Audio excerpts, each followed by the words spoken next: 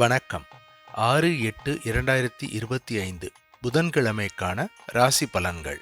இன்று புத பகவான் அருளால் எல்லா ராசிகளுக்கும் பேச்சுத் திறமை, வணிகம், குடும்ப மகிழ்ச்சி அனைத்தும் சிறக்கட்டும்.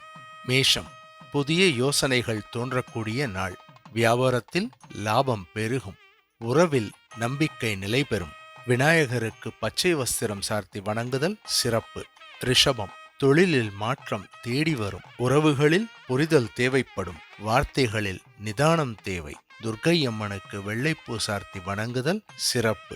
மிதுனம், புத பகவான் உங்களது ராசிக்கு அதிபதியாக இருப்பதால் இன்று சாதகமான நாளாக இருக்கும். புதிய வாய்ப்புகள் தேடி வரும். சாதுரியத்தோடு செயல்பட வேண்டும்.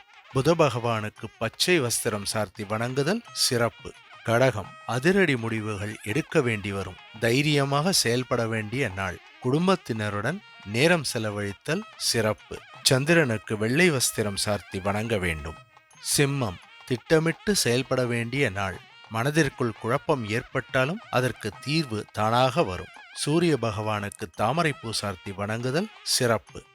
கன்னி, பணவரவு சீராகும். குடும்பத்தில் மகிழ்ச்சி பெருகும். மாணவர்களுக்கு சாதகமான நாள். விஷ்ணுவுக்கு பச்சை காஞ்சி வஸ்திரம் சார்த்தி வணங்குதல் சிறப்பு.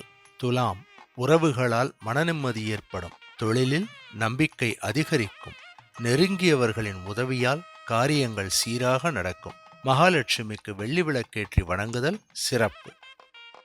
விருச்சிகம், உங்களது புத்தி கூர்மையால் பிரச்சனைகள் தீரும். தடைப்பட்ட காரியங்கள் சிறப்பாக முடியும். பேசும் வார்த்தைகளில் நிதானம் தேவை. சிவபெருமானுக்கு சிவப்பு பூ சார்த்தி வணங்குதல் சிறப்பு. தனுசு, உங்களது அறிவுத் திறமையால் பரிசுகள் கிடைக்க வாய்ப்பு. அரசாங்க காரியங்களுக்கு சாதகமான பதில் கிடைக்கும். ஆஞ்சநேயருக்கு வடைமாலை சார்த்தி வணங்குங்கள். மகரம், புதிய யோசனைகள் தோன்றும் சிறப்பான நாள். தொழிலில் போட்டி இருந்தாலும் வெற்றி நிச்சயம். குடும்பத்தில் மகிழ்ச்சி அதிகரிக்கும். நவக்கிரகங்களை 9 முறை வலம் வந்து வணங்கிட நல்லது நடக்கும். கும்பம், நண்பர்களால் நன்மை நடக்கும்.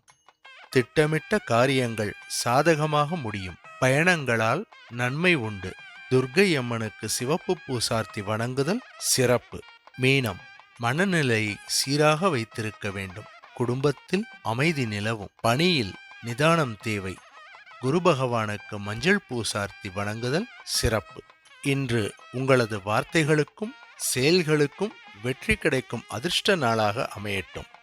இந்த பதிவு உங்களுக்கு பிடித்திருந்தால் சப்ஸ்கிரைப் செய்து, லைக் செய்து, மற்றவர்களுக்கும் ஷேர் செய்யவும். உங்களது எண்ணங்களை அவசியம் கமெண்டில் பதிவிடவும். மீண்டும் நாளை சந்திப்போம். நன்றி, வணக்கம்.